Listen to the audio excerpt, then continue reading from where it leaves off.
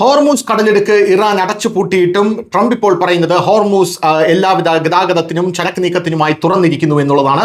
അതേസമയം ഹോർമൂസിലൂടെ ഏത് കപ്പൽ കടന്നുപോയാലും അതിനെ നിരന്തരം ആക്രമിക്കുന്ന കാഴ്ചയാണ് നമുക്ക് കാണാനും സാധിക്കുന്നത്.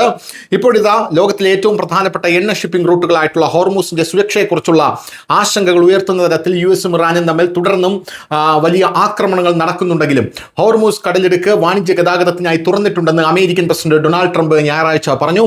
വാഷിംഗ്ടണുമായി ഒരു കരാർ എന്ന് ഞാൻ വിശേഷിപ്പിച്ചതിൽ ഇറാൻ സമ്മതിച്ചുവെന്നും കരാർ പ്രകാരം ഒരു മണിക്കൂറിനുള്ളിൽ ഒരു വാണിജ്യ കപ്പലിൽ ഡ്രോൺ ആക്രമണം നടത്തിയെന്നും ഇറാൻ ഇപ്പോൾ ട്രംപ് നിലവിൽ അവകാശപ്പെട്ടു.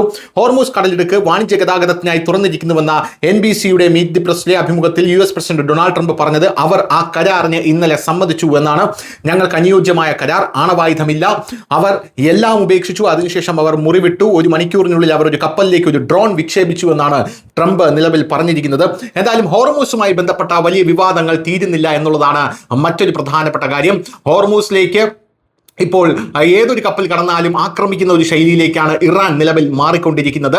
140 ഇടങ്ങളിലാണ് ഇറാനിൽ അമേരിക്ക വലിയ രീതിയിൽ ആക്രമണം നടത്തിയത്. ഇതിന്റെ പ്രത്യാഘാതമായിട്ട് ഇപ്പോൾ ഇറാൻ ഗൾഫ് രാജ്യങ്ങളിലെല്ലാം തന്നെ വലിയ രീതിയിലുള്ള തിരിച്ചടിക്ക് ഒരുങ്ങുകയാണ്. ബഹ്റിൻ, കുവൈറ്റ് പോലുള്ള രാജ്യങ്ങളിൽ, ഖത്തർ പോലുള്ള രാജ്യങ്ങളിൽ വലിയ മിസൈലുകൾ ഇറാൻ വിക്ഷേപിക്കുകയും ചെയ്തിരുന്നു. എന്നാൽ ഇവരുടെ വ്യോമ പ്രതിരോധ സംവിധാനം ഉപയോഗിച്ച് ഇത് തകർത്തു എന്നുള്ള റിപ്പോർട്ടുകൾ പുറത്തു വരുന്നുണ്ട്. UAE സംബന്ധിച്ചിടത്തോളം UAEയുടെ വ്യോമ പ്രതിരോധ സംവിധാനം, താടടക്കമുള്ള വ്യോമ പ്രതിരോധ സംവിധാനങ്ങൾ ഉണ്ടെങ്കിലും ഇന്ത്യയുടെ ആകാശ് തീർ എന്ന് പറയുന്ന സംവിധാനമാണ് ഇറാന്റെ മിസൈലുകൾ തകർക്കാൻ ഏറ്റവും അനുയോജ്യമെന്നുള്ള ആ ഒരു നിർദ്ദേശം UAEക്ക് ലഭിച്ചിട്ടുണ്ട്. അതിന്റെ പിന്നാലെ ഇന്ത്യയിലേക്ക് UAE ഇപ്പോൾ മിസൈൽ വ്യോമ പ്രതിരോധ സംവിധാനത്തിന് വേണ്ടി എത്തിയിരിക്കുകയുമാണ്. News desk, news Malayalam.